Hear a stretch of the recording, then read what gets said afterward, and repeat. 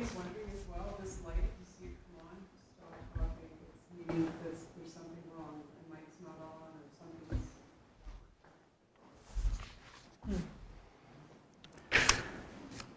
Okay, welcome everyone.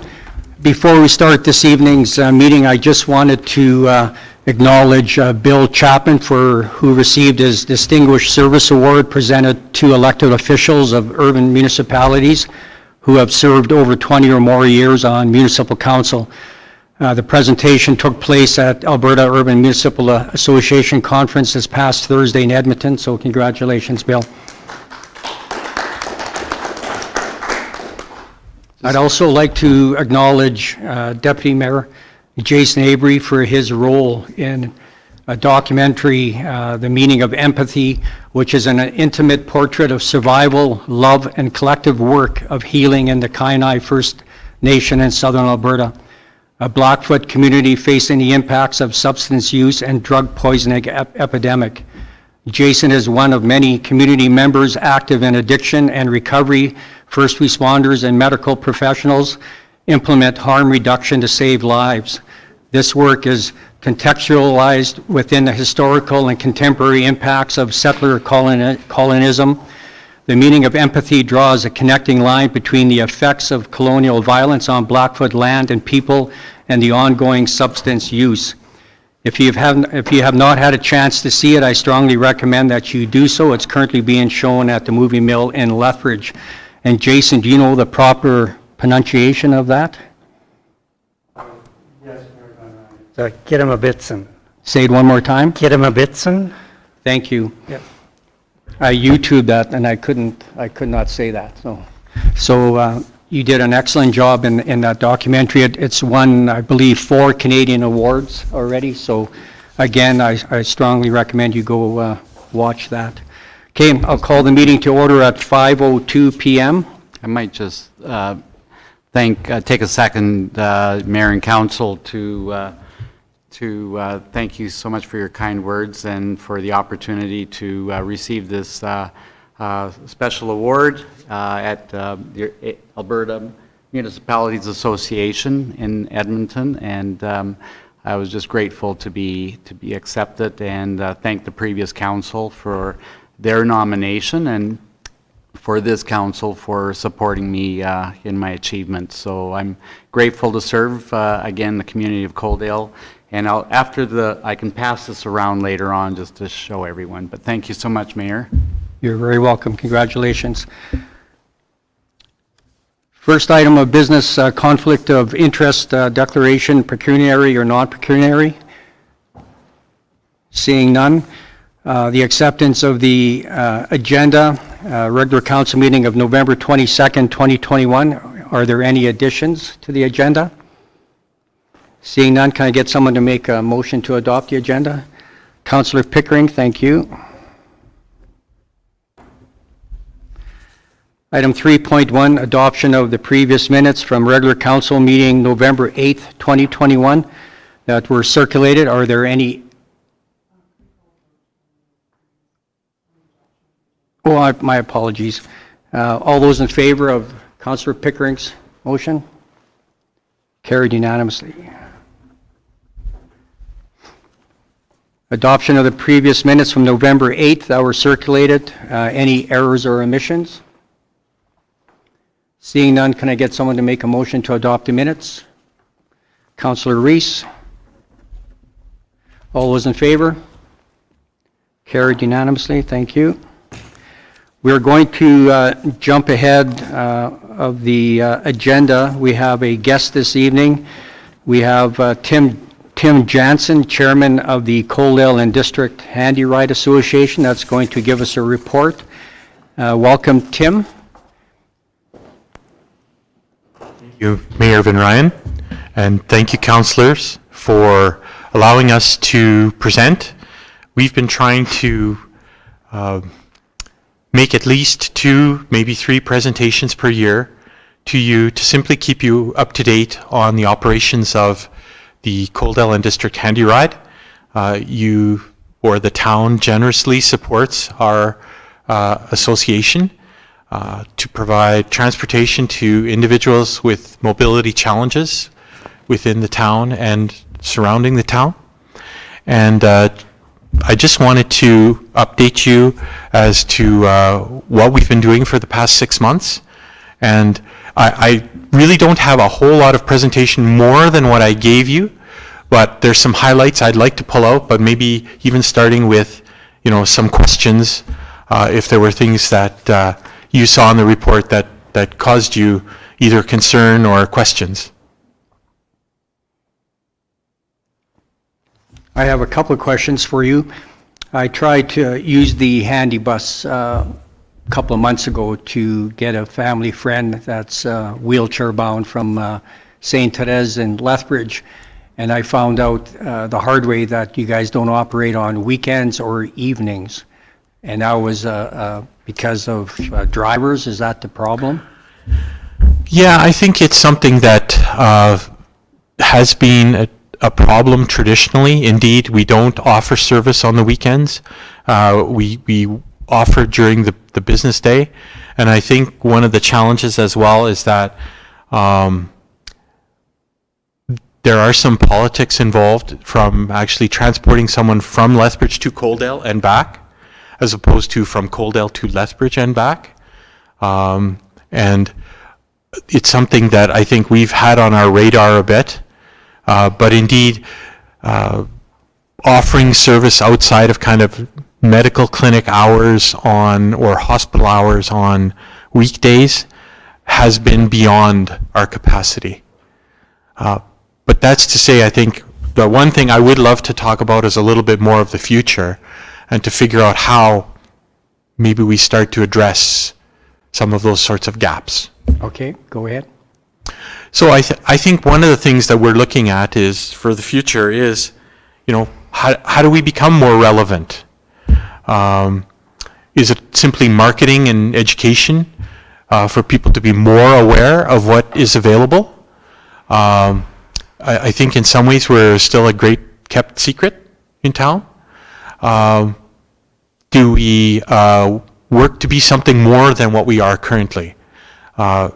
Pretty restricted view based on the kind of charitable pursuits of the organization and our charity tax number.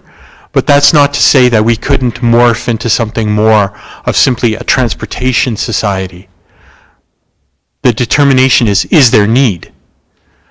Is that something that the town supports us greatly? Is that something that the town wants? I think we have a little bit of time, but things like the new rec center, the new school, we think we might be well placed to assist with some of the concerns about, is it out of the way, is it hard to get there, how are people going to use it, can we provide transportation to anybody? We watch social media and we see occasionally people complaining about, well, why isn't there transit service between Coaldale and Lethbridge? Or are there ways to move people from the bedroom community into the city without having to own a car? Don't know, but maybe. I think those are some of the things that have come on our radar as well, but they're simply items that we try to look at. Are we being true to the charter that you guys are supporting? Because we're, I believe the town supports us because we provide transportation to the most vulnerable. It's a little different if we simply change our mandate. I don't think we can do that unilaterally. But we certainly like the idea of, could we do more for the town? Could we find a way to provide more value? I think we are a valuable service, but I think any time public funds are used for something, you try and find as many different ways to add value to the community, to the ratepayers that are providing those funds. So if we were giving rides out to the rec center or the new schools, could we do pickup service around town? Could we provide transportation service in our off-peak hours to groups of people into the city? Maybe there'd be large employers that actually already subsidize transportation to different organizations or to make sure that they have enough employees that can get to their factory in the industrial park. Don't know. But I think it behooves us to figure out ways to keep the bus more full more often. The operating costs actually don't change. One thing I am proud of is our lead driver and our drivers did a really fabulous job in the last couple of years figuring out ways how to have less deadhead runs between Coaldale and the city. Apparently it was kind of standard practice to, if you took someone to a 2-hour medical appointment in Lethbridge, you drove to Lethbridge with a person, you drove back to Coaldale and were available in Coaldale, and then you drove back to Lethbridge empty to pick them up and brought them back. We found that we're still available to people. If people would call and request a drive during the time that we would stay in Lethbridge, we'll try and reschedule them. Just to see, if you're going to the Coaldale Food Market or the Farm Save, does it have to be at 10 o'clock or could it be at 11:30? That simple negotiation probably saved us several $1,000s in fuel per year and reduced our mileage by at least 30%. Those, we believe, both are things that give us longevity for the bus and are a better stewardship of the resource that the town is providing to us. And kind of our last future item is our bus is, I wrote 5 to 6, I think it's closer to 7 to 8 years old. It's probably time to consider what should we have in the future. I'm not saying a purchase is imminent, but I think we need to start talking about what makes the best use of dollars. Are there grants that we can apply for? Is there fundraising that we need to do so that while the town has very generously supported us for operating, that we can find a capital to purchase what we need in the future. But that's really all I have to say. Any questions? Councillor Chapman sits on your board. Do you have any comments or anything you want to add? Thank you very much, Mayor Van Ryn and Council, and thank you, Tim, for addressing Council this evening. And I want to thank you as well for your service and also for stepping up and picking this great project that's I'm proud of, and we're all proud of for our community. And thank you to our drivers. I do want to ensure that Council that really is really for the citizens that are more vulnerable, but nonetheless that it might be a service that we might become more public in the future. And so I want to invite Council to consider supporting it for the next budget season. That'll be important for this association to stay afloat. That'll be very important not only for Council but also for the community to have this service available at these times. And I think it would be wise to help to learn more what we could do for later hour service, whether on nights or weekends and that sort of thing. But it was really quite interesting that at our conference in Edmonton, I might just say that the mayor of Lethbridge asked me quite candidly if there would be an opportunity to consider a public transit service from between the two communities, and my answer was that we've already explored that vision in the past, but that remains for the citizens of Coaldale and for Council to consider in the future if we ever so wish to review that consideration. But in the meantime, I think this is really a mandatory item that Coaldale should keep. Thank you. Okay, thank you. Any other questions? Councillor Beekman? Thank you, Mayor, and thank you, Tim, for the presentation. A couple things I'm curious to know here, in reading through the budget, maybe I had missed it. The income coming in from bus trips now, how does the system work? Is it pay per use, or is it passes that are available? It's actually pay per use. So I believe it's $5 one way in Coaldale. So it would be like a $10 return trip. To go to Lethbridge is, I think, the bulk of Lethbridge is $40, so 20 each way. And I think to go to the west side, it's 25. the sad reality is that with COVID and actually pre-COVID, is that we tend to run that bus up and down Highway 3 with a driver and one passenger. So that's part of our consideration of, do we find the same type of transportation, but maybe it's something smaller? The second question too, just when you're mentioning replacement of the bus as kind of a future prospect, is the option, or has it been looked into, the idea of EV bus? We may be able to get, I'm not sure what the grants and subsidies are, but Yeah, I know the city of Lethbridge is going electric in a lot of theirs. I heard that actually Milk River, I think, recently received a grant to make it EV. The only thing I might be concerned about, but probably logistics that could be worked at, but the beauty of gas is that you can actually you can store a vehicle just about anywhere. You can park it on the street. I would be a little more concerned about do we then have to have a place where we can take the EV and have it inside, have the proper electrical wiring to be able to charge it. But, hey, if there are grant dollars available, and, operating costs are not insignificant. So if one could find a way, I think that would be a consideration. Any further questions? Councillor Chapman? Mayor Van Ryn, and through to Councillor Beekman, that was another conversation I had with the mayor of Milk River over the weekend, and it might help us to look at that in the future. They're really, really struggling with that concept, and so the bulk of the money is in the form of a grant, but then the municipality would still come up with I think it was $70,000 is what I remember hearing to subsidize the grant application. But then there's all the logistics that go with that kind of a concept that I think we would have to review as well. And so there are some very clear logistical issues. And I guess, sorry. Councillor Pickering? Go ahead. I was wondering, Tim, if they looked into maybe partnering up with Lethbridge so that we're not driving empty back and forth?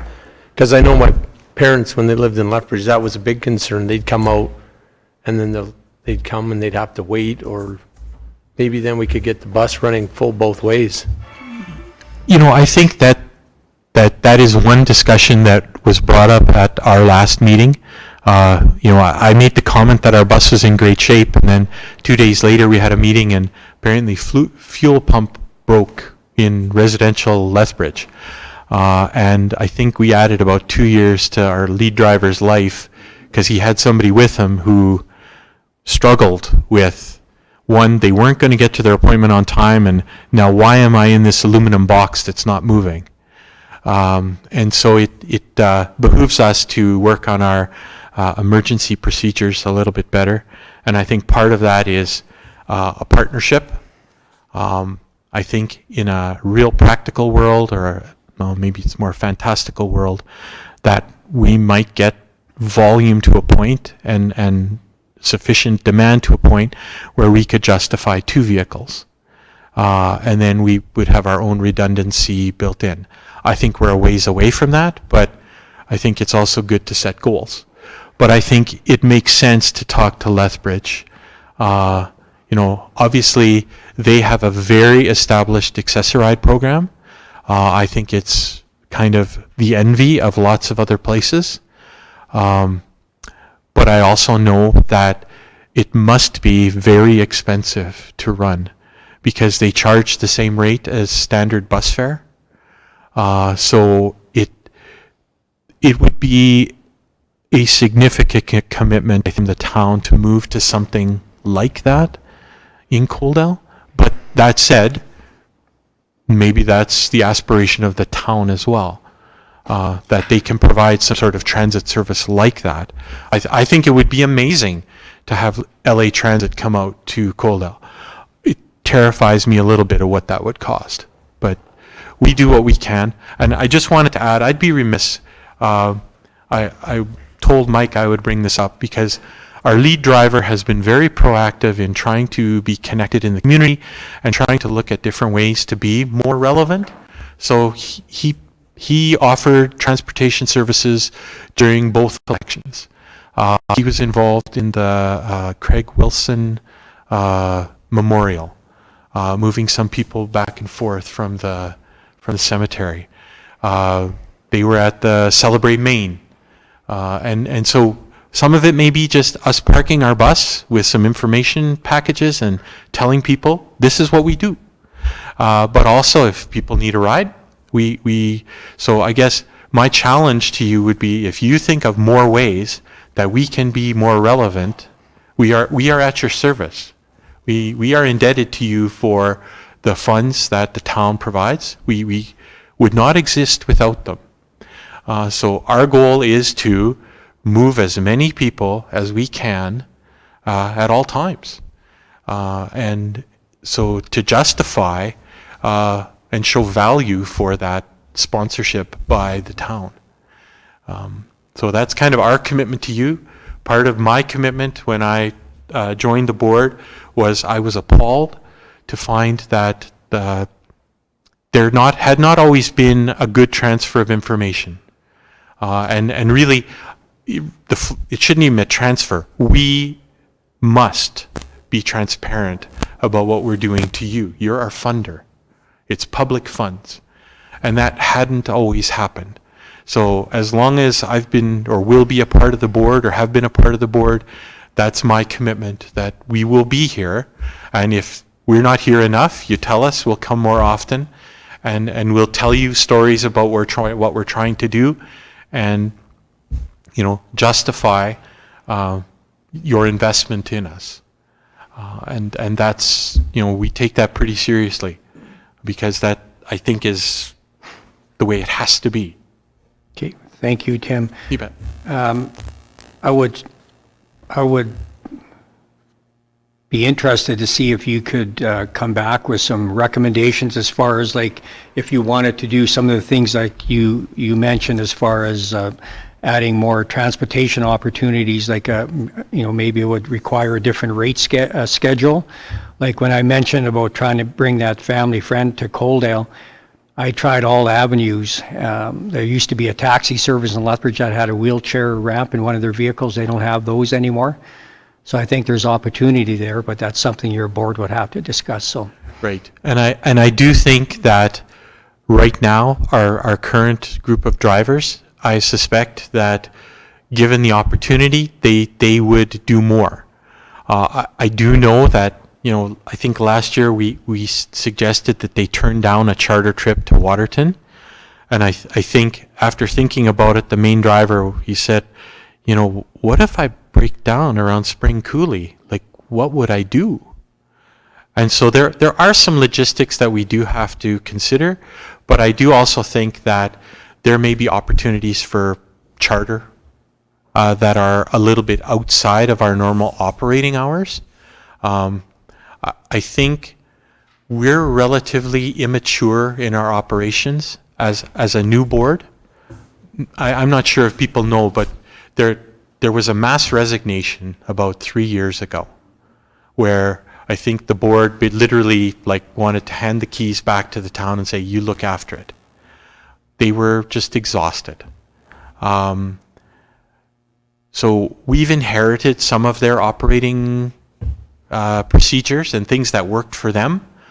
And I think generally they're very good, but I think there are opportunities for us to maybe move past that shadow and try a few different things, because as long as a driver is willing to go, our insurance is still valid, the gas still works, the bus still works, why wouldn't we try to provide some help to somebody? And generally for weekends, it's some sort of special event. So I think people will appreciate that. No, I agree. Why wouldn't we do that? So. Okay, appreciate that. One last time around the table. Any more questions? Okay, well, thank you very much, Tim. I'm going to ask for someone to sponsor a motion to adopt the Coaldale and District Handy Ride Association report as presented. Councillor Chapman, All those in favor? Carried unanimously. Okay, thank you again.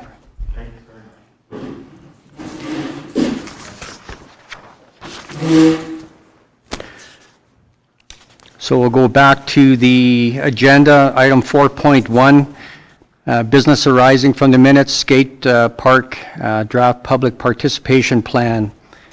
And we have administration coming up to do a presentation on that.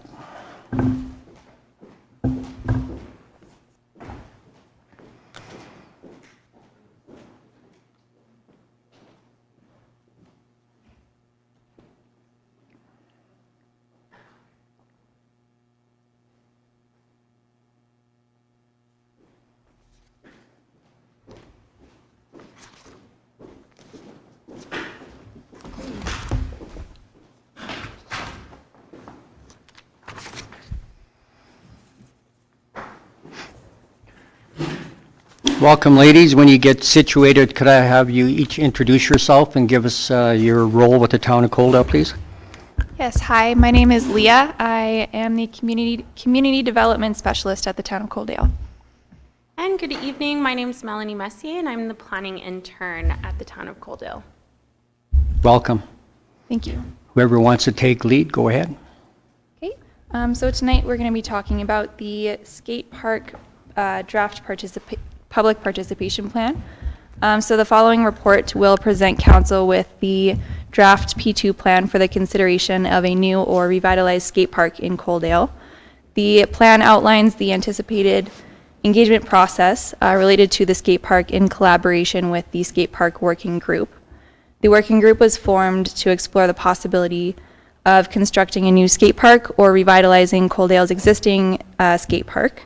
This idea was put forward by the community following the success of Coaldale's mountain bike park project after hearing the desire for, more recreation-focused amenities.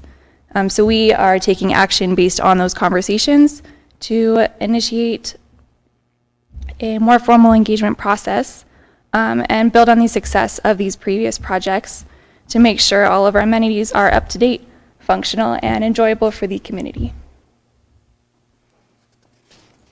Leah. So I'll begin with the draft plan is meant to be aspirational in its current form, meaning that there's flexibility for the techniques that we choose and an ability for staff to pivot our approach should there be any change in circumstances, such as health restrictions. So in terms of process, the engagement overview is featured on page 15 of your agenda. Within the overview, it identifies the decision being made, who the decision makers are, which includes the working group and council, and the information being sought out. And lastly, how the information gathered will be incorporated into the project, and if not, it will provide rationale as to why not. So the draft plan represents an opportunity to work directly with stakeholders in the community to achieve the goal of either a skate park revitalization or a new build project. So as highlighted in the draft plan, council is the ultimate decision-making authority for any of the desired outcomes identified by the working group.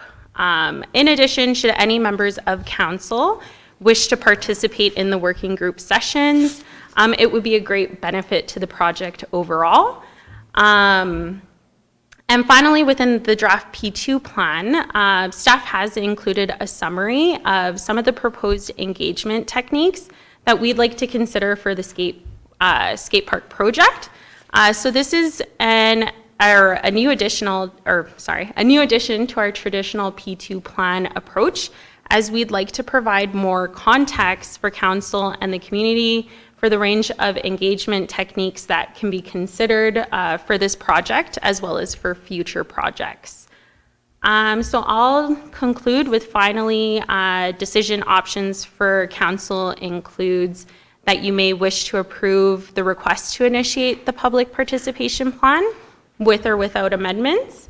You may refuse the public participation plan, or lastly, you may provide alternative direction to staff regarding this request. This is with the staff recommendation that council approve the proposed skate park public participation plan with or without amendments. And with that, Mayor Van Ryn, I'll turn it back to you for any questions that council may have for us. Okay, just more of a comment. I was fortunate to be on the mountain bike committee, and the way the town ran that was excellent. So if you follow that same template, I can see that being very successful again. With that being said, I'll open it up to the floor for any questions or comments. Councillor Chapman.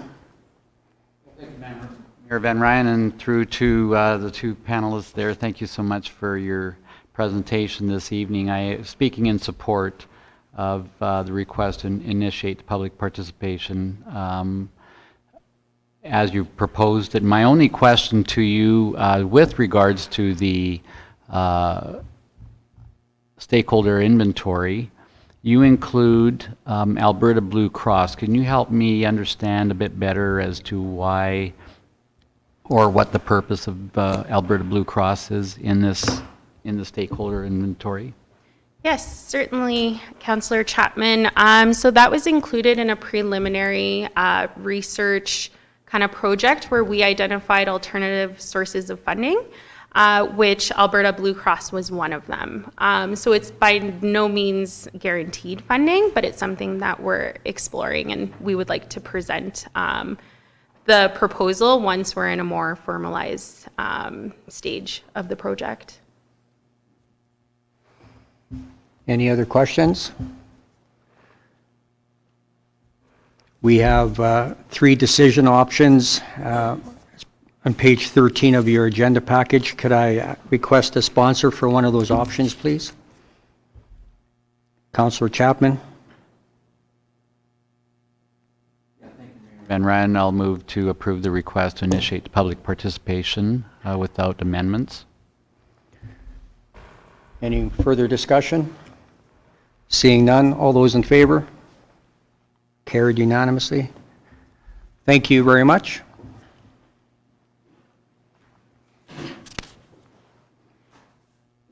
If you want to let Spencer know he can come out, please.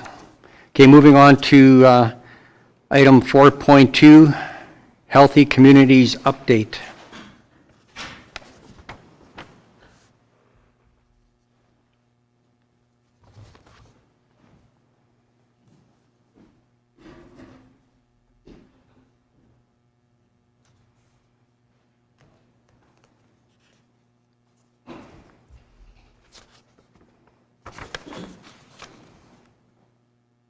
Welcome, Spencer.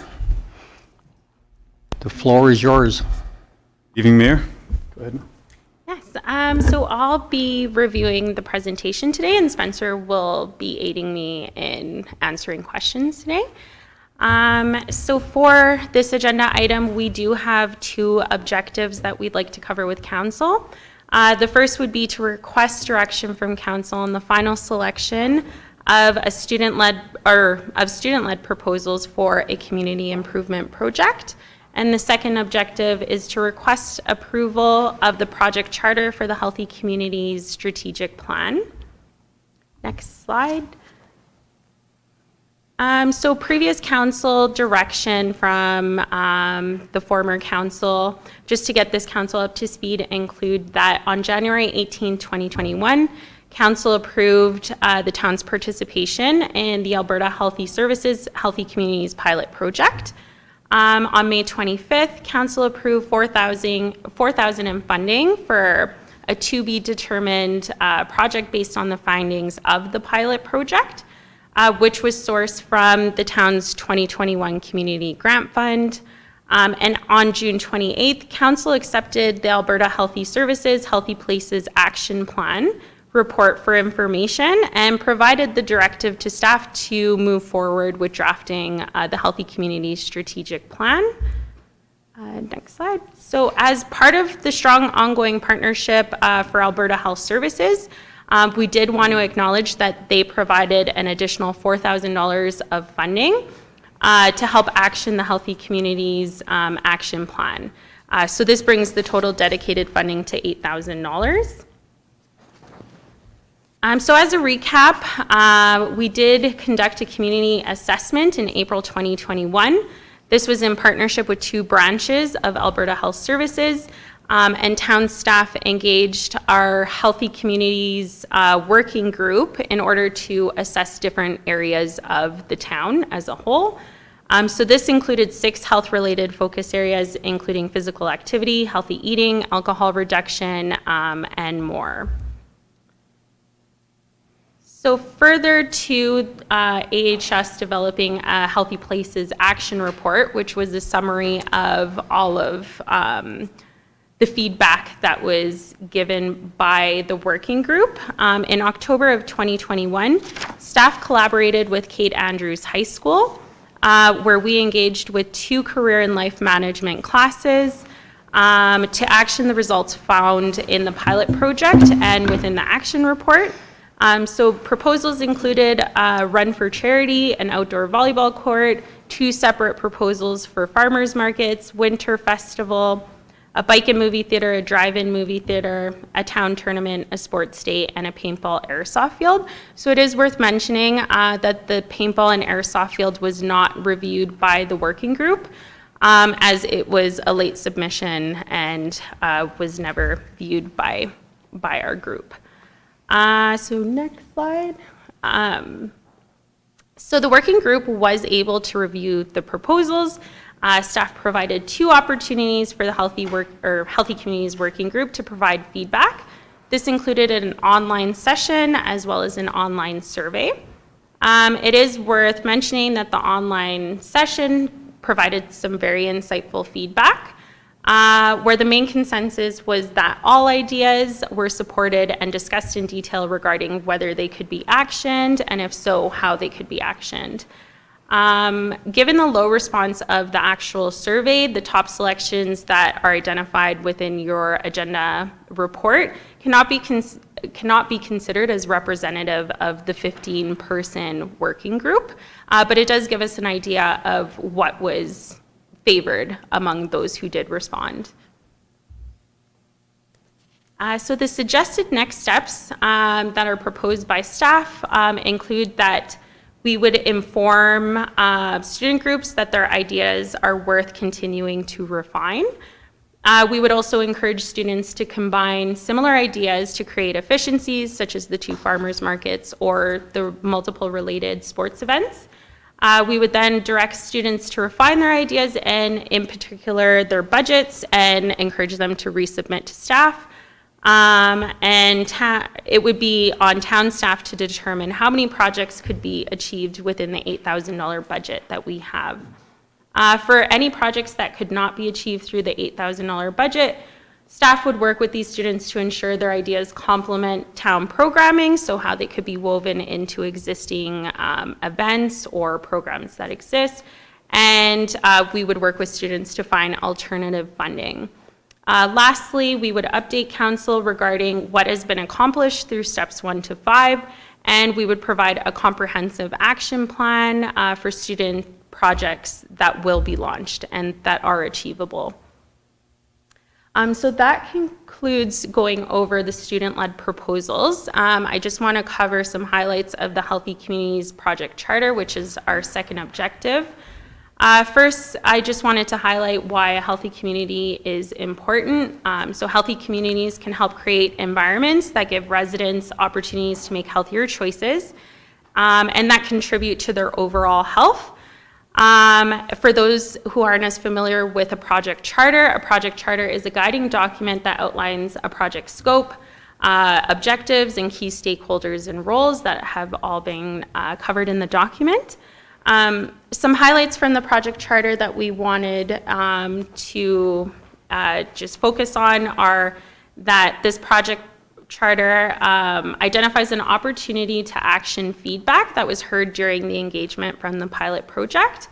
It also really embraces the development of short-term actionable goals as opposed to longer-term goals.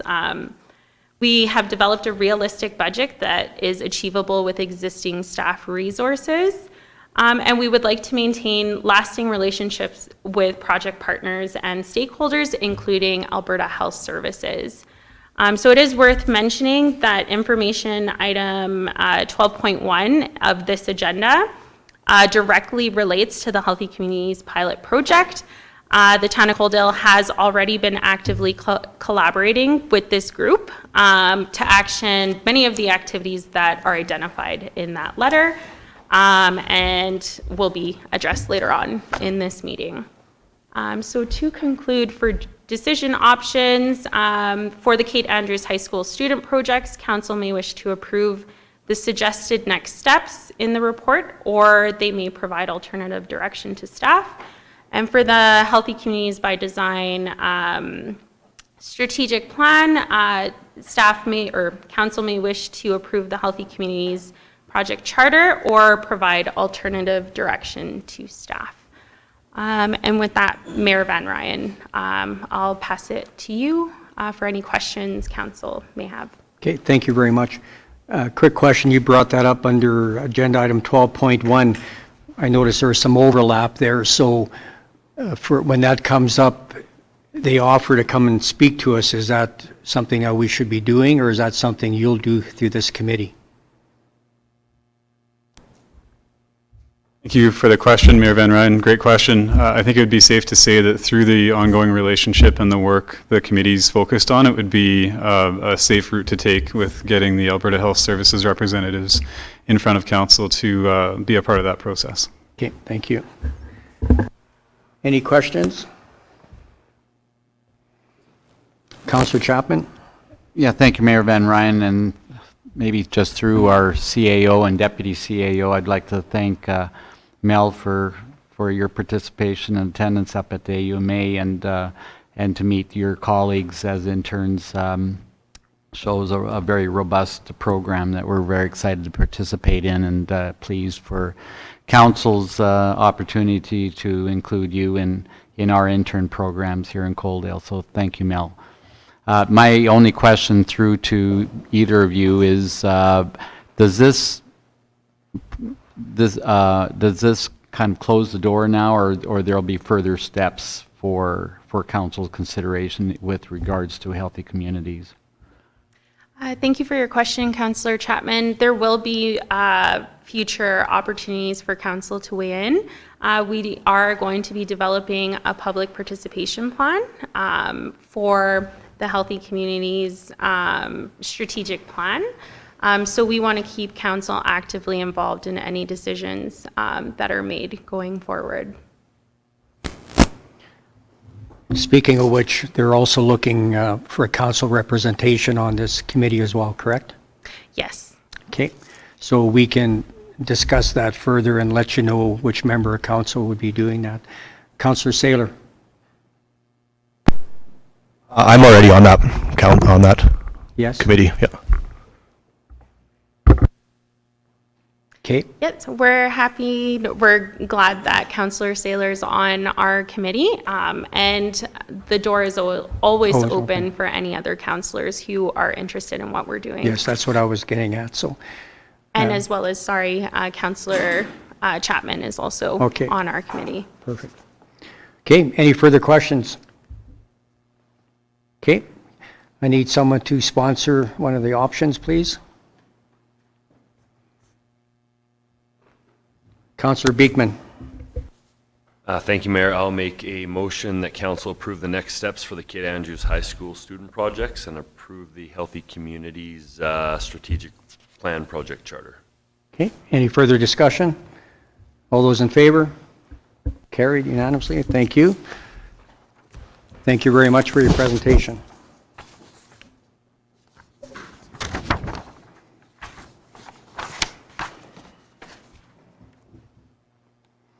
Okay, moving on to item 7.1, business licensing bylaw.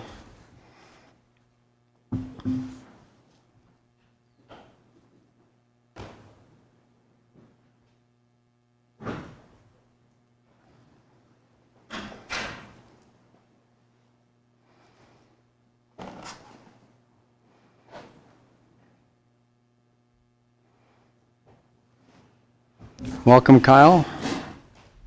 Congratulations on your big win on the weekend. Oh, thank you. lots of sweeping by me, so we took it all home. Had a little help, but no, just kidding. Okay, the floor is yours. So we have in front of council today, Bylaw 834-C-11-21, the business licensing bylaw for second and third readings. There is one slight adjustment council will notice from first reading. Section 9.2B has been added from first reading. This is just kind of a minor adjustment. We noticed there was a little clarification missing in regards to the fines and penalties section of the bylaw.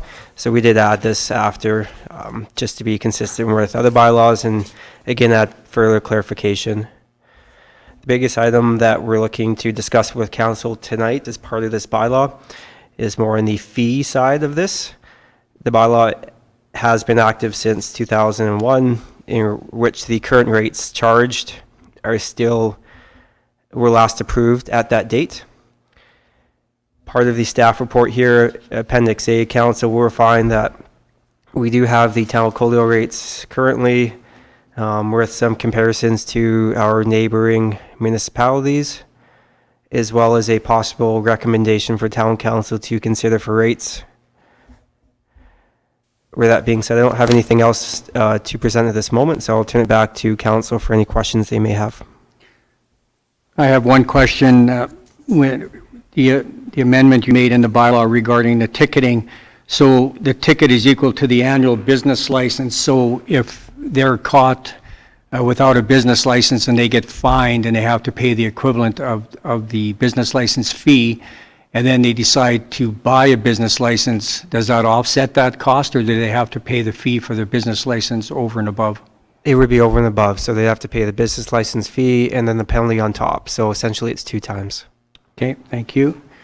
And then my other question was, because this one is to do with the business licensing bylaw, for the amendment to the fees, do we have to pass a separate motion for a separate bylaw for that one? Yes, so that would be part of the rates and fees bylaw. So based on council's decision to possibly change anything, that bylaw will be brought back at the next council meeting for council to have first reading for that bylaw. Okay, perfect. Okay, so I'll open up the floor to any questions regarding the amendments to business licensing bylaw 834C11-21. Councillor Chapman. Thank you, Mayor Ben Ryan. Speaking in favor of the new bylaw, my only question through to Kyle would be my question from last council meeting regarding reciprocal licensing. I assume that there has been no further action taken. I did try to look up some previous information. I couldn't find anything since about 2008 or somewhere around then, so that must be a dead issue. We haven't done any work on it yet, but following passing of, assuming third reading is passed today, we can, as administration, follow up with those municipalities who were participating in that agreement before and just provide clarification that Town of Coaldale is no longer participating in that. Okay, so you want to talk about the fee schedule now, or do you want to pass this amendment to this bylaw first? It would be good for us just for direction to talk about the fee schedule as part of the staff report tonight. So whether or not that's before or after second and third reading, I'll leave that to your discretion. Okay, so then let's deal with this one first then. So we have 2 recommendations that council passed second reading. Can I get someone to sponsor that one, please? Councillor Beekman. Any discussion? All those in favor? Carried unanimously. And that council pass third and final reading. Get a sponsor for that one, please. Councillor Lisa Reese. Sorry. Any discussion? All those in favor? Carried unanimously. Thank you.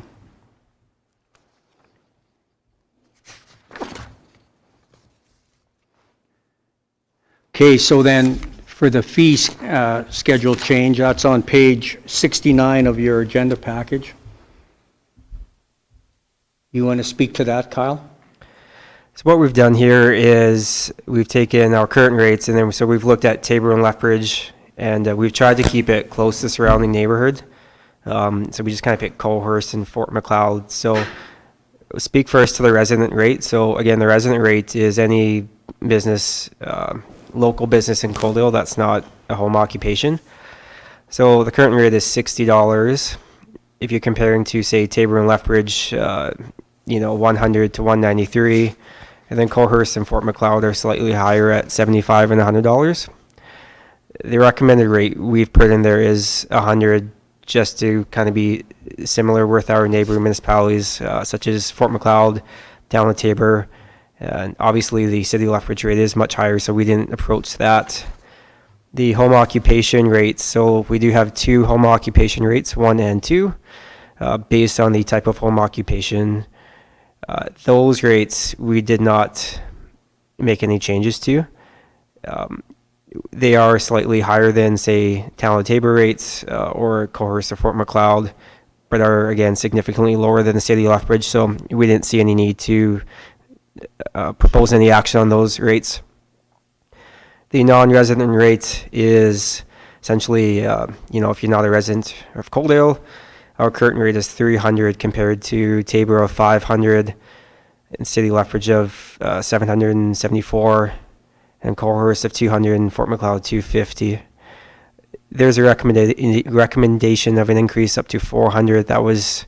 That is still slightly lower than the Town of Tabor.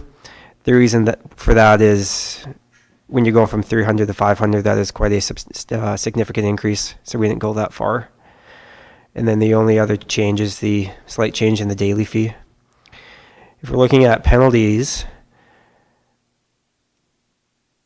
our penalty rates are essentially similar to the Town of Tabor in that it's the full annual fee and lower than the city of Lethbridge. One other option to consider is some municipalities such as Colehurst and Fort Macleod do have a kind of a tiered system where it's, first offense, second offense, third offense. So if you continually are delinquent, the fees do get a little more substantive.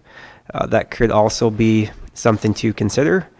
But due to the fact that we don't have a lot of offenders at the moment that we have been noted by our bylaw department, we didn't put that in there as a recommendation. So that's kind of the rationale for what we've put together here. Be interested to hear council's feedback on this. Okay, thank you. Any discussion or questions on, go ahead, Councillor Beekman. Thanks, Kyle. Yeah, that was probably my only question was going to be on frequency of delinquencies, I guess, how many repeat offenders we have if having a first offense, second offense, third offense fee is in there, but you're saying we don't have that many? That have been reported. It's the regulation of a business licensing bylaw. If you're a resident business, is a little more easy to implement. Home occupations sometimes can be, difficult to regulate. We do ensure when they come in for various permits that they have their bylaws and whatnot. But a lot of the ways we can find these areas of trouble and enforcement is usually through complaints and whatnot to our bylaw department. So not saying it's not happening, it's just the level that's reported there isn't significant enough for the tiered system at this time. So just so I understand this, if we agree to this change, you're going to come back next at a future meeting with the bylaw, with the amendments? Yes, we plan on coming back at the council meeting in December for that. Okay. So procedural wise, do we need to make a motion to adopt the changes now or wait till it comes back?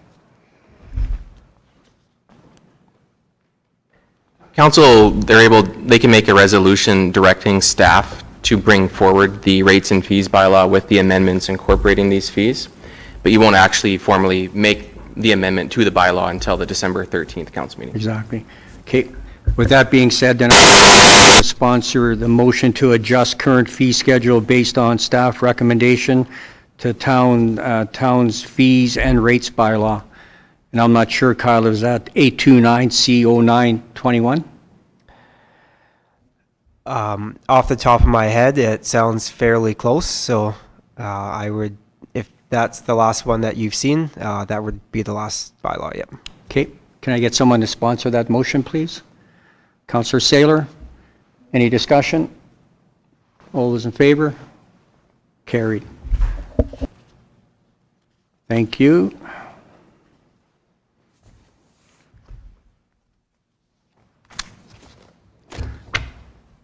Okay, item 7.2, landscaping security fees, draft policy ARG 033-1121, and Spencer is going to speak to that. Thank you, Mayor. For this particular item, I'll keep it fairly brief. This is the last step in a series of steps that were taken to try to refine and create more clarity with some of the rules and regulations around landscaping in the land use bylaw. Those previous steps were taken earlier this year and passed for third reading by way of an amendment to the land use bylaw at the last meeting of the last council in October. So if I can call council's attention to page 89 of the agenda, that's effectively the point of focus for this discussion, and under part 5 of the proposed policy, we have landscaping security fees. These aren't necessarily different than fees that are in place in the rates and fees bylaw.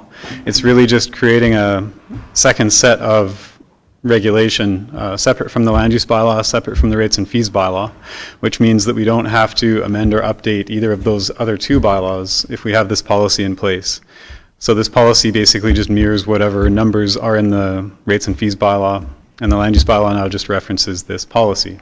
It's going to be more efficient if council chooses to put it in place, and probably the biggest highlight from the section that I've highlighted on page 89 is that we have a $5,000 per acre security fee for industrial landscaping now, whereas in the past it was either $1,000 or 50% of the value of the estimated cost or somewhere in between. It was difficult to calculate based on what part of the titled lot was considered the site. So as you can imagine, it was a bit of a moving target, and it created some inconsistency and unhappiness with industrial developers. In informal discussions with developers, which is largely what drove the change to the land use bylaw and the landscaping rules, the idea of a set fee per acre for the entire titled property sat well with those who are investing in that part of the community. So we also cleared up, or took an opportunity with the proposed policy to clear up some of the potential confusion around residential and commercial lands as well. So this basically just puts a finer point to what the town expects with landscaping security fees when an application for a development is made. And that's all I have to say. I'll pass it back to you for any questions, Mayor. For the sake of new members of council and people watching from home, give us the Reader's Digest version of why we do this. So the reason that we take fees, thank you for the question. The reason we take fees, security fees in particular, is if a developer of an industrial property or any other property in Coaldale chooses to not put in place landscaping that they've said they would put in place based on the regulations and the requirements in the land use bylaw, the town has some funding to either complete that project or to create leverage with the individual who's not compliant with their development permit. So it creates a incentive for developers to actually finish landscaping and maintain it, whereas in the past it was pretty easy to pay the $1,000 and not do any landscaping and then just move on with their development. Thank you. Any questions for Spencer? Okay, as per page 87 of your agenda package, the recommendation is that council approve policy ARG 033-1121, landscaping security fees, or we can ask them to come back with more information. Can I get someone to sponsor that, please? Councillor Pickering. Any discussion? All those in favor? Carried. Thank you. Thank you. Spencer?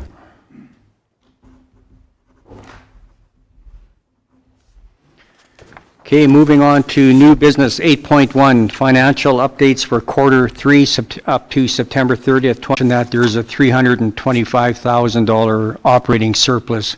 Is that a result of projects not being completed or projects coming in under budget? This would be a result of, say, projects coming in under budget or various expenses that will not be fully utilized or revenues that will be over more than what we've expected. If there was a project budgeted that was not completed, we always factor that out because that's kind of, we're not spending that money. So we kind of exclude that if it's kind of a special project. So for example, the previous council had approved a stormwater master plan for $75,000. That project will not be completed this year. That has not been factored in as a surplus. Okay, Does that answer your question? it answers my question. Thank you. Any questions from council? Councillor Chaplin. Yeah, thank you, Mayor, and through to our CFO, thank you for this report. I'll be interested to learn, I know under operating you're talking about MSI operating funding, and so AUMA has been disclosing those issues as well. So I want to thank you so much for giving us a heads up on how MSI has been rolled out in the past and where we're at, both with capital and operating.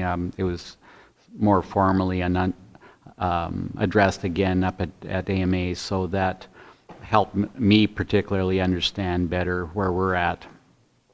Second to that, we're talking about the RCMP retro pay expenses, and so that was another topic around the water fountains up there, and of course on the floor at AMA there was a lot of discussion about the cost of policing and that, and so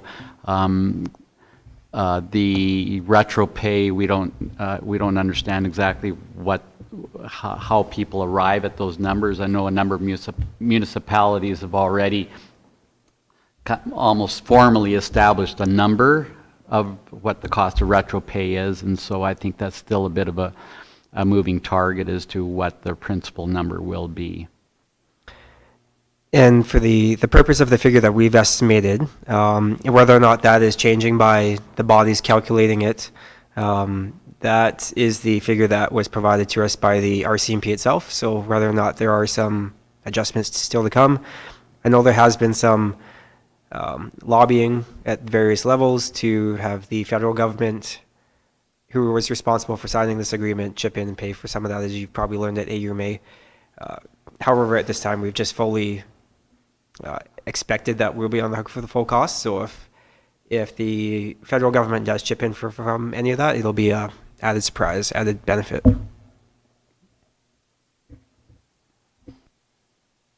Okay, thank you.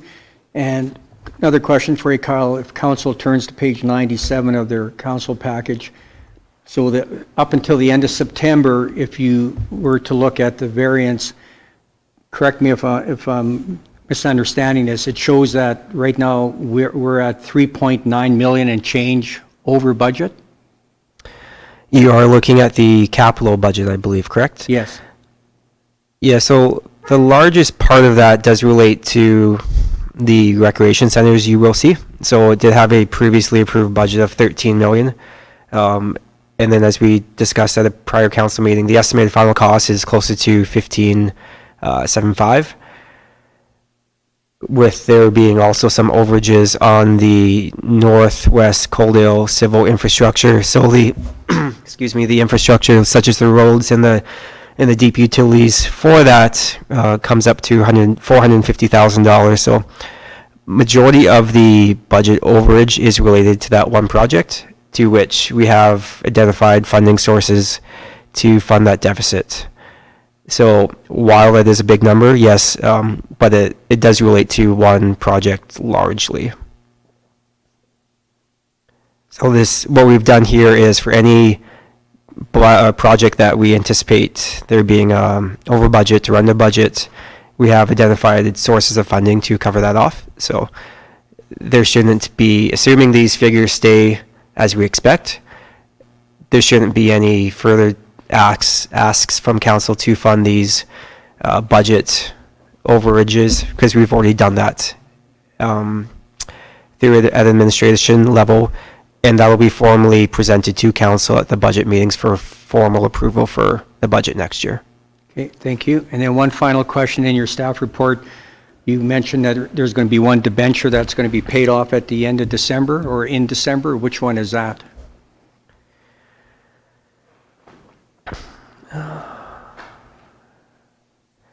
There is a debenture for the land that we had taken out, or for the land we had purchased that the school site is on.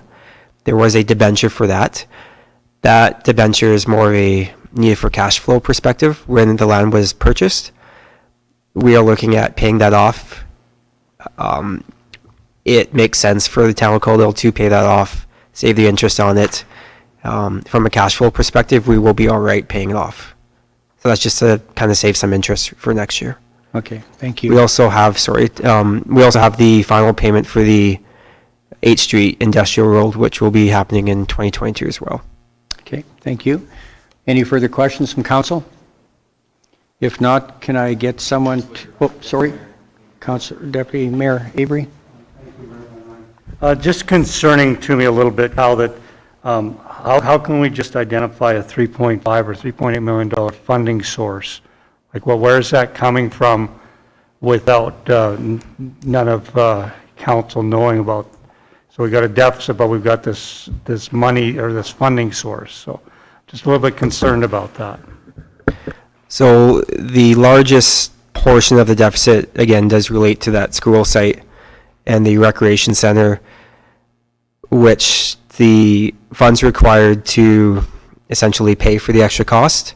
That was included in council staff package as part of that presentation. So I'll go through that again. What we've essentially done is allocated some of the unallocated MSI and federal gas tax funds that were not spent in 2021. We've allocated those to the project. We've also temporarily allocated the projected surplus for this year, 2021, to that project. In addition to that, there was somewhat of a surplus from the past years from the debenture loan was taken out a few years ago, to which we haven't had to utilize the cash from that loan yet. So we have been investing that to help pay for the debenture. There has been somewhat of a surplus from that as well that we will be allocating to that rec center, as well as there are water right assets on that land as well that we have earmarked that are available for potential sale to help fund that as well. So that's kind of the funding plan to make up the difference for that. That was in the council package when we did have the delegation. So I didn't provide any further detailed comments on that as part of the staff report, just because it was discussed at the previous meeting is all. CAO Hastings. And Ryan, and just further to the discussion at the council meeting where we provided an update with respect to the joint high school rec center, there were proposed funding sources to help bridge the gap, but council will have to formally approve those during the 2022 budget deliberations. That was simply just a staff proposal on how to bridge the gap between what we previously budgeted and what the expenses were actually coming in at. So to your point, Deputy Mayor Avery, council will still need to ratify or provide direction to staff on alternate sources of funding to bridge that gap. We simply just came up with a proposal to show how we could connect the two. And just as a quick comment to our CFO here, that 3.5 million that's there, that also assumes as a revenue source about 1.3 to 1.4 million in fundraising. So there are additional revenue sources that aren't spelled out in this spreadsheet, but that would help offset the cost to that $3.5 million shortfall. Okay, thank you. That answered your question, Deputy Mayor? Thank you. Any further questions? Okay. Maybe a comment to, or a question through to our CFO as well. The fundraising campaign that has been approved to move forward, will that will be a separate campaign fund than what we're dealing with here then? Or will that help offset some of the other costs? Sorry, I'm just not entirely clear on the question. So it's the campaign funding that our recreation director has been working on, Russ Tanner. That is the same campaign, if that's, yeah, that's your question? Sorry, okay. Okay, seeing no further questions, could I get someone to sponsor that council approve the report as presented, or that council request additional information from administration? Councillor Chapman. Maybe through to our deputy mayor, then are you interested in requesting more further information, or just to receive the report? No, I'm good with receiving it as a report if we get more information of budget. I'll make the motion then to receive for information. Okay, any further discussion? Seeing none, all those in favor? Carried unanimously. Thank you. Thank you, Kyle.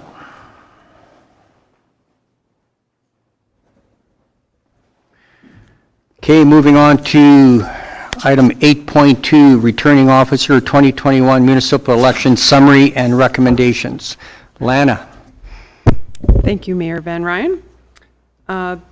Council has been provided a report, a summary of the 2021 municipal election process, along with 12 recommendations from key areas in legislated and general advertising, voting dates and locations, election day, use of electronic tabulators, election workers, COVID safety measures, election budget, voter identification, election signs, and then a summary of the process after the polls had closed.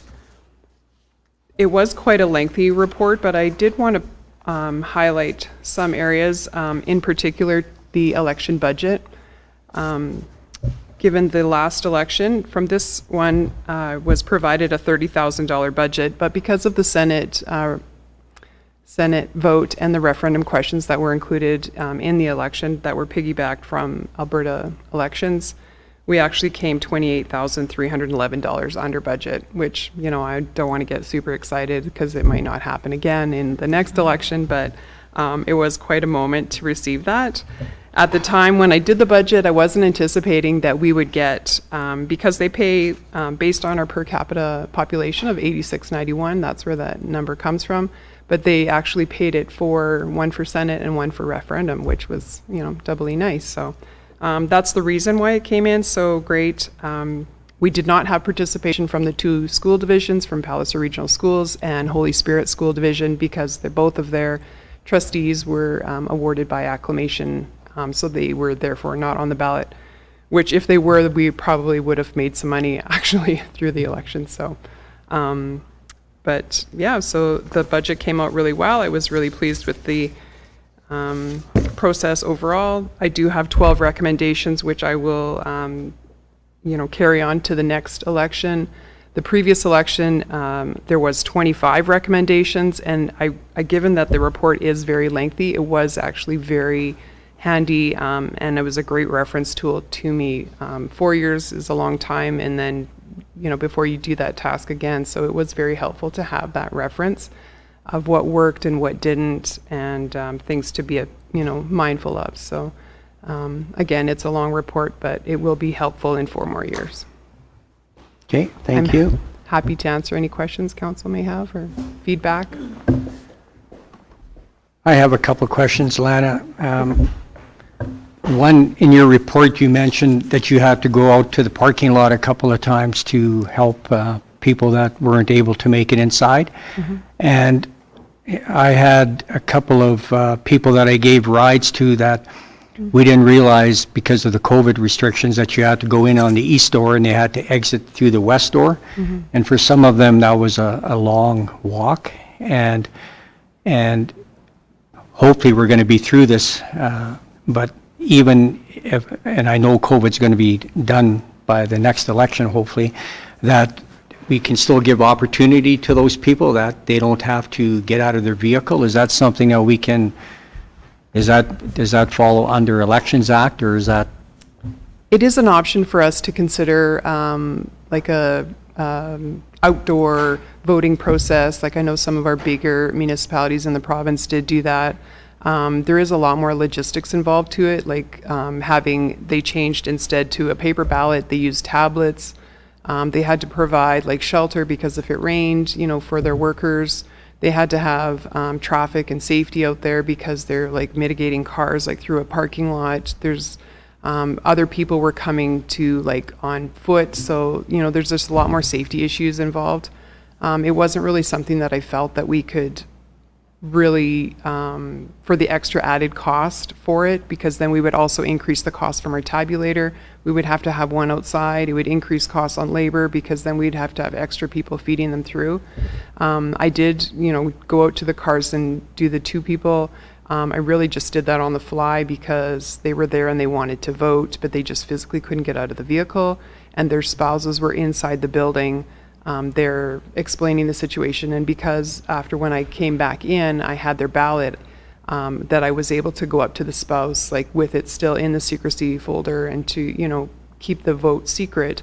And then they watched me like physically feed it into the tabulator. I had made them wait for that just so that I could continue to do that. But it's definitely something that we could consider, but there would be an added cost for it. Like I anticipate almost like that it would probably double the cost of the election process, because we still have to have inside, for those showing up, but we could do it as an outside option as well, and and add that into our election bylaw at the time when we're planning for that. Well, as long as they can enter and exit through the same door, that would be a Right. big help as well, so. Yes, and again, like it was COVID, at the time when I was planning for the election, I consulted with the fire chief and our deputy chief of public safety, and that was their recommendations as well, that we had like an indoor and an outdoor. And I do realize like that, some of our seniors really struggled. We did try to make like some seating areas for them so that they had some chairs, and then like a lot of times their spouse would, or, the person that brought them there would come around and park in the parking lot right there so that they could just easily get back into the vehicle and that, but. Okay. And then also, like you mentioned earlier, there was a lot of confusion regarding the Senate and referendum questions on the ballot. And is there some way that the town can, or like we got funding from the province to do that, to advertise that better? Because there was a lot of people that didn't even know that was going to be on there, and they were lost. I agree. I agree with that a lot. They did send out a publication that was in everyone's mailbox, but I know for our election, I believe 2 or 3 of our advance votes had already happened. Yes. When that was distributed. So I can't speak on behalf of the province, but I do belong to my provincial group with Alberta Municipal Clerks Association, and this is a really hot topic that we are discussing with municipal affairs and Alberta elections on why they didn't provide very much information and just like their process in general. Okay. And one question that was asked on the campaign trail, and this may be more of a question for our CAO, is it normal for a town employee to be the returning officer? Excellent question. It's fairly common, at least in my network in southern Alberta.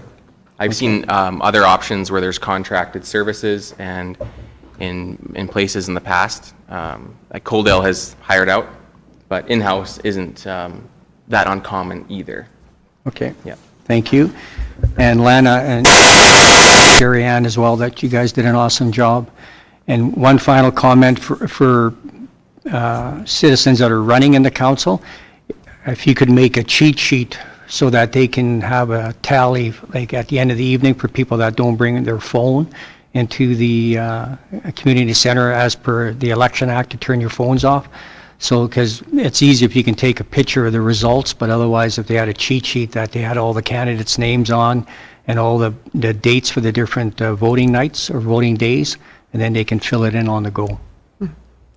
Absolutely. Noted. Thank you. Okay. Any further questions? Councillor Chapman? Yeah, thank you, Mayor Van Ryn, and thank you as well, Lana, and your 13 staff that you put together for the event. Just maybe as an informational for council at AUMA, or AMA now it's called, there was a resolution that was defeated to look at online voting. in elections. And so there has been some pros and cons to that concept, but just thought you might be interested in that. I do have a quick question for you with regards to page 107 in your report, where you're talking about, where you speak about the option available for to vouch for a voter. And I read through that, and it seemed to me that if a person it was almost sort of like voting 2 times for one spot. But then when I read it through again, the person vouching could also vote themselves for their preference as well as the person voting. So with the vouching, did that mean that the person that was actually going to vote couldn't provide any ID, or what was the purpose there? That is correct. It did happen. People came in and they were like, they forgot their wallet. There was like an extensive list of acceptable voter IDs that included like even your car registration. Some people were confused, brought in their passport, which doesn't have your address in it. You know, it's just your picture and your date of birth, really. So if they did not have any ID, a lot of times they were with their spouse. So their spouse would have their ID. We had to fill out a special form for it. The spouse provided their information. They signed off on the form attesting that, you know, they are known to this person, and then their address is listed on it. Then the voter that forgot their ID was able to proceed like through. So it was a really great added service, like on behalf of Elections Alberta, like that they did add that. So it did, you know, it happens, like people do forget, but they're there, so it's great to take their vote and accept that. Okay, thank you very much. Can I get someone to sponsor the motion to adopt Lana's report as information? Councillor Beekman, any further discussion? All those in favor? Carried unanimously. Thanks, Lana. Okay, next item up is agenda item 8.3, Coaldale Summer Event Rebranding. Cindy Hoffman. Jason, can you grab her for me, please?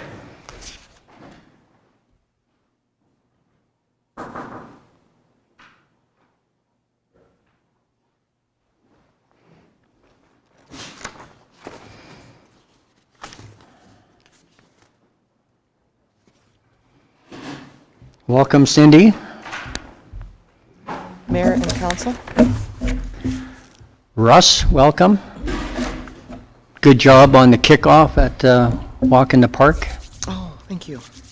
Okay, the floor is yours. All right. Okay, so the purpose of this report is to provide Council with background information in regards to Settler Days, and then to determine if the annual Town of Coaldale Summer Community Event, currently called Settler Days, should be rebranded, including changes to the name, date, and location of the event. I'm going to just go through a little bit of the background, just for the viewers, people listening as well. So in 2021, due to COVID-19 and the timing of the lifting of restrictions for the Alberta Open for Summer plan, the 2021 Settler Days event was cancelled. However, a one-time event called Celebrate Maine was held on August 6th and 7th. The event was an opportunity to celebrate the new look Main Street and to promote local businesses. Main Street was open to pedestrian traffic only and allowed for the inclusion of a custom cruisers car show, which was a main draw to the event. Although this was a one-time event, many of the popular Settler Days activities were incorporated into the planning, including a pancake breakfast, live stage entertainment, beer gardens, crafts, and more. Many of the Main Street businesses were able to participate by providing giveaways, in-store sales, and promotions, handing out popcorn, water, lemonade, hot dogs, and by sponsoring activities. The overall vibe along Main Street during the event was one of vibrancy and excitement. Feedback from community members was very positive in regards to the location and the event as a whole. The success of this event is what created the questions and subsequent conversation concerning time, location, and name of Coaldale Summer's special event. So the Settler Days Planning Committee, comprised of community members and staff, would like Council to consider the following points. Name change consideration points. The current name Settler Days suggests this divisiveness and is not respectful of conciliation efforts, or could be interpreted as such, and a new name should and can be free of conflict. Date change consideration points. The first weekend of July is currently scheduled for the annual Town of Coaldale summer event, currently known as Settler Days. The Southern Alberta Summer Games have been taking place for over 50 years on the first weekend of July. As such, this conflict restricts Coaldale's ability to host the games because of resources needed, and restricts the number of Coaldale athletes participating in the games, often due to family or business involvement in the Coaldale summer event. The Planning Committee has been trying to get Coaldale Custom Cruisers to be part of the event for many years, but because of the circuit schedule, they have never been able to attend. By changing the date to the first weekend of August, Coaldale Custom Cruisers would be able to participate. There are no other conflicts at this time for the first weekend of August. Tabor Cornfest is held on the third weekend, and Lethbridge Whoop Up Days is held on the fourth weekend. And finally, location change points. In the recent past, the summer event has taken place at Millennium Park. The setting allows for a park environment, but is physically removed from local businesses. The Candy Parade draws upwards of 5,000 people to the parade route. However, once the parade is finished, the spectators move away from Main Street and the businesses to take part in the activities at the park, resulting in an almost deserted downtown. Moving the festivities to Main Street results in business participation in the event and community visitor support of the local businesses. If the location of the event is moved to Main Street, however, the route of the Candy Parade will need to be adapted to allow for the setup of activities the day before, and some current activities such as inflatables, slip and slide, and wagon rides may need to be omitted from the activities due to the lack of physical space and setup or operation requirements. 2 surveys were also conducted after the Celebrate Main, one directed at the community and one directed at Main Street businesses. Although not a large number of responses were received, the surveys that were returned were all very positive in regards to the location of the event. The Settler Days Committee, which is comprised of community members and staff, met following the Celebrate Main event. A debrief meeting was held on August 10th, where the goods, the bads, and the needs improvements were discussed. And during this meeting, the committee discussed the possibility of rebranding the event based on the success and feedback received after Celebrate Main. A second planning meeting was held on September 8th, where the committee discussed options that could be presented to council in regards to rebranding Settler Days in response to the community feedback. So in front of you, there are basically 4 options that we're just presenting to you to consider. Option number 1 would choose a new name for Settler Days that is more inclusive and respectful of reconciliation and direct staff on the process council would like to take in choosing a new name. And or option number 2, change the date of Settler Days from the first weekend in July to the first weekend in August. And or option number 3, change the location of Settler Days activities from Millennium Park to Main Street and reroute the Candy Parade. Or option number 4, leave all aspects of Settler Days, including the name, date, and location, the same as per the past recent years. So our recommendation is that Council direct administration to embark on the rebranding of Settler Days, including the name, date, and location, basically option number 1, 2, and 3. Russ, you have anything to add to that? Okay, thank you. Speaking in favor of the staff recommendation, I was involved with Celebrate Main, and the way that whole weekend went, it was phenomenal. And I think if we were to reroute the parade, like you said, I think that we can make that a huge event, and downtown businesses can have an opportunity to participate in that. So with that being said, I'll open up the floor for any questions for Russ or Cindy. Councillor Chapman. Yeah, thank you very much, and thank you to Russ and Cindy for all your hard work on this. I do have a number of questions, some comments, and on your proposal. So if we go back into history, and so I was reading through the latest book, Coaldale. And talking with folks on the street today, the settler days aspect of our community has been around for almost 100 years, including the name. Right. So if we go back to the very beginning, you talked about 102 years ago, that is about approximately the time when we started talking about activities including a parade and the fair. That really was the event that really made Settler Days what it is today.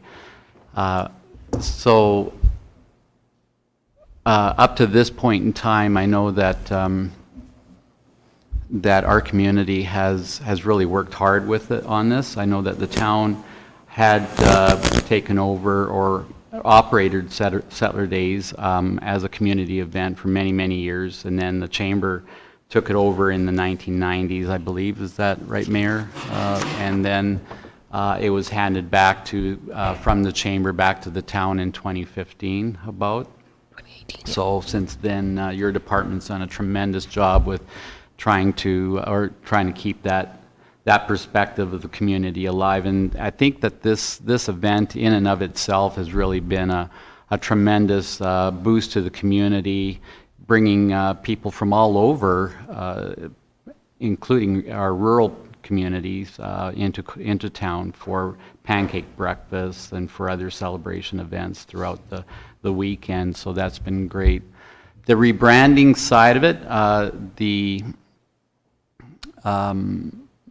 after last year, I thought, it probably there would be some merit in looking at the idea of what is it that we really are trying to capture. And so I'm really torn about the name change now, mainly because this has been a historical part of Coaldale. And the people today really feel that if you were to do a public comment on rebranding or re-engineering, there might be some thoughts about that, but in the meantime, they felt that the purpose and the methodology behind this weekend was really special for a lot of historical reasons. I know that the Gem of the West has really done an awful lot to bring into perspective what our pioneers and settlers who roamed our lands before the Europeans and the Asian people that came to North America. So the Gem of the West Museum has done a great job in trying to bring everybody together that way. Your date, I think, certainly is something that the Chamber has researched for many, many years, trying to understand when is the best time. And obviously, it seems like there's never a best time. Canada Day weekend, there's always events somewhere going on, and then the next weeks after that. So to find a weekend is really dear and hard to come by. So I appreciate your focus. The parade, I wanted to just ask you, Cindy, with regards to the committee, did you have any consultation with the parade committee in terms of what the Settler Days Committee was going to be doing? Not on this particular one, since the parade did not take place this past year. We did not. You did not? Nope, so that would have to be done. All right, so because I do support the rerouting concept as far as what you're proposing, and then the staging area would be continued at the R.A. Baker campus.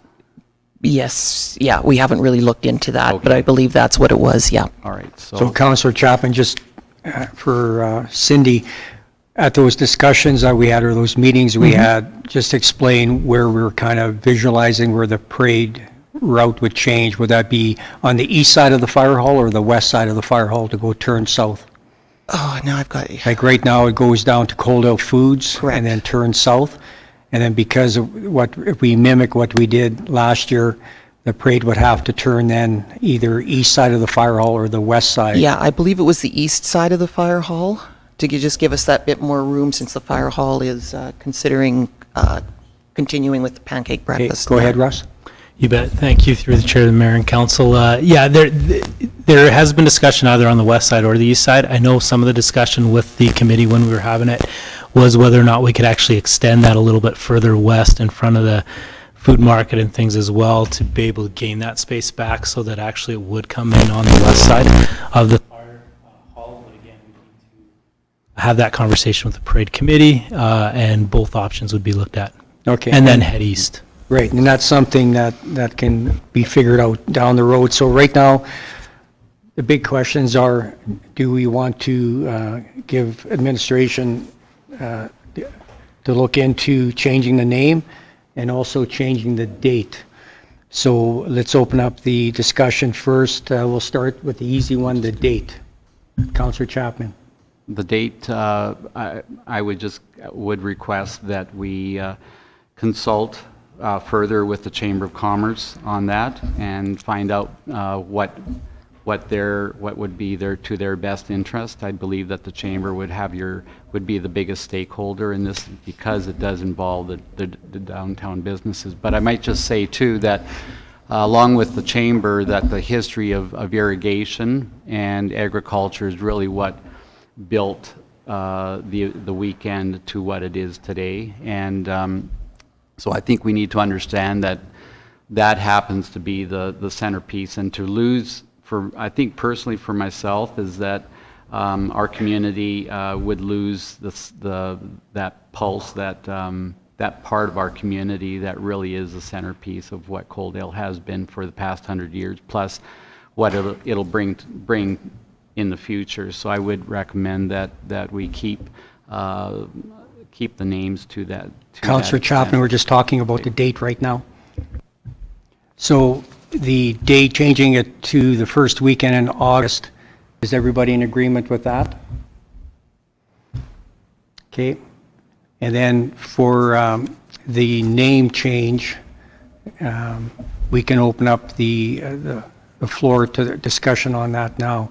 So my own personal view on changing the name, I think if we're going to expand on what's now known as Settler Days, and we're going to move all the activities downtown, this would be a perfect opportunity to do our part of reconciliation and doing a name change at the same time so that we can move forward with the entire event. So with that being said, I'll open it up to any other discussion around the table. Councillor Avery, or Deputy Mayor Avery. Thank you, Mayor Van Ryan. I fully support what you're saying. Truth and reconciliation is about every day. It's not about September 30th and putting on an orange shirt. It's about showing the respect of the community, of the lands that we live on, the lands that we're fortunate enough to reside on. And I appreciate the article that I read last night about settler and somebody calling themselves a settler, how it's an insult to the indigenous population. And why are we not calling ourselves those that settle on indigenous lands rather than settlers? So I think maybe when we're talking to the people, Councillor Chapman, we need to bring a different perspective of what do you think of changing the name? Maybe it's that truth and reconciliation within you to bring it to others and bring that throughout our community, rather than just saying, what do you think about? Don't give them a problem, give them a solution to the name change. So that's where I'm coming from. I fully support it. Thank you, Cindy, for bringing this forward. And I definitely support looking at a name change. Councillor Beekman. Thank you, Mayor, and thank you for the presentation. I too support a name change simply on the basis that it's a good opportunity, I think, for the town of Coaldale to be leaders in truth and reconciliation. The event is great. The event has always been great, and I don't feel a name change is going to diminish the event, because the event is what we put into it and what the community puts into it. Whatever the name may end up being, it's not going to diminish the effectiveness of the event on the weekend. However, not changing the name and not recognizing the negative effects that the term settler may have, that can diminish the importance of the weekend. So to me, I'm fully in support of it.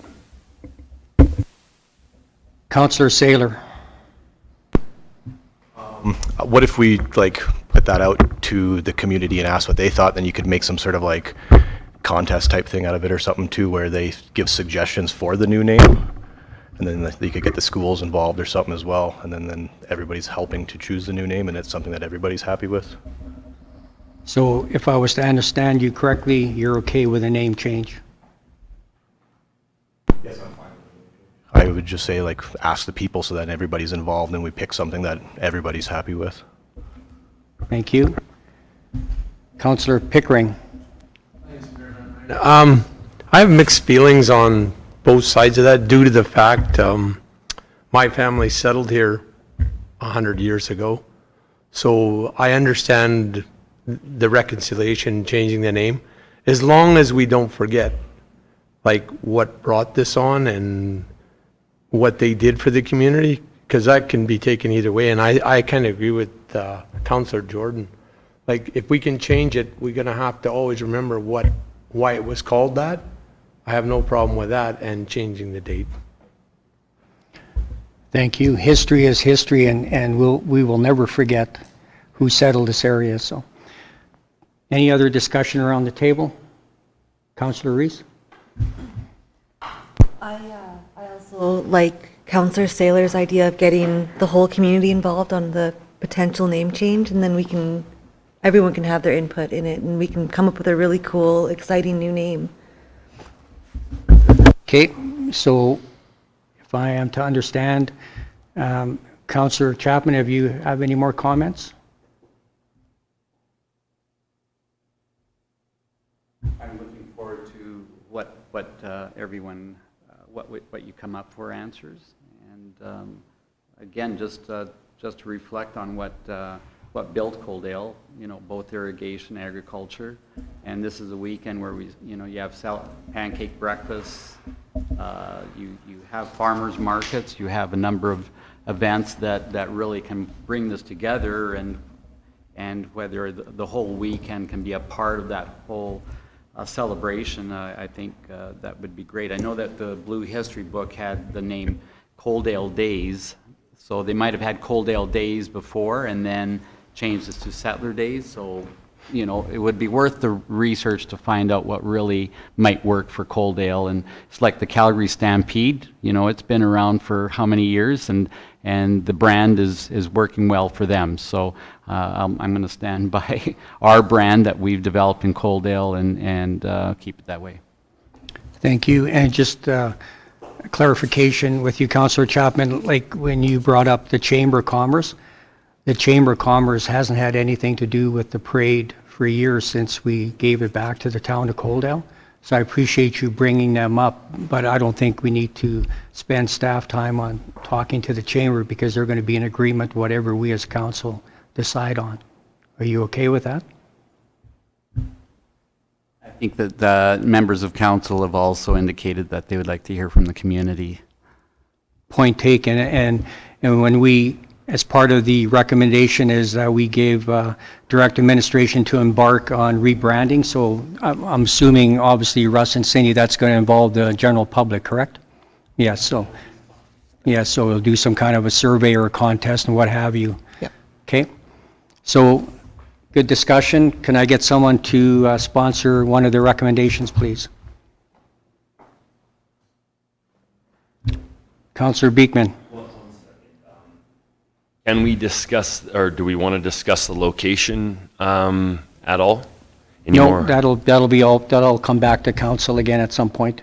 Okay. So right now, we just want to give them the free rein to go ahead and rebrand, and now they know that they can have it the first weekend in August, and they'll come back with more information. Okay. So you want to sponsor the recommendation? I'll sponsor that recommendation, yes. Okay. Any further discussion? All those in favor? Carried unanimously. Thank you very much. Councillor Chapman.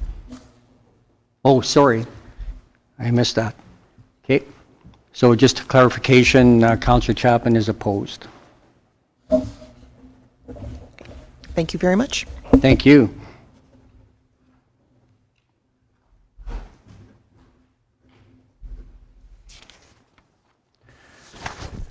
Okay, moving on to information items. 12.1.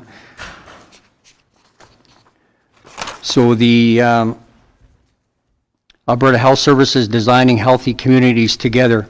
So to our CAO Hastings, should we have them come and speak to council then, as per, like, when I asked the question to Spencer? That'd be a great idea. We can coordinate that through Spencer, given the relationship that he has with them, to appear before council. I'm anticipating January would be a good time, just given that the December 13th agenda, it's getting quite large at this stage. Okay, perfect. Is everybody in agreement to that? Can I get someone to sponsor a motion to invite Alberta Health Services regarding designing healthy communities together to come and do a presentation to council? Councillor Reese, any discussion? All those in favor? Carried, thank you. Moving on to item 12.2, Alberta Health Services Medical First Responder. We received a grant to our Emergency Services Department for $2,000.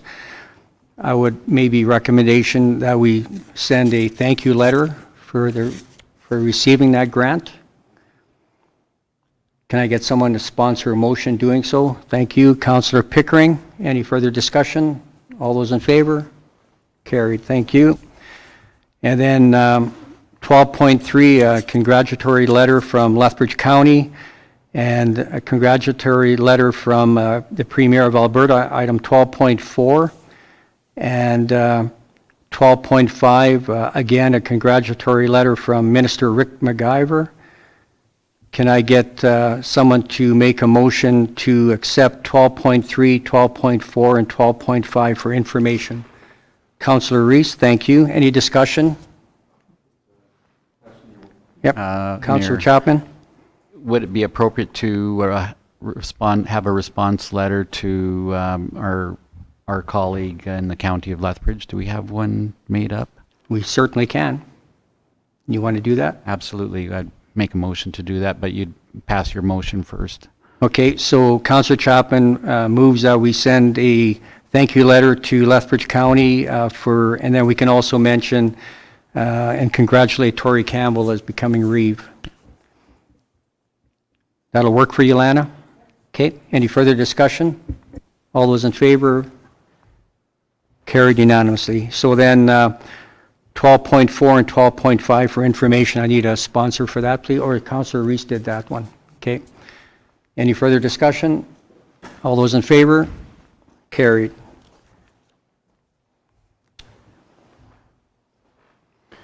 Okay, so that concludes the open portion of the meeting.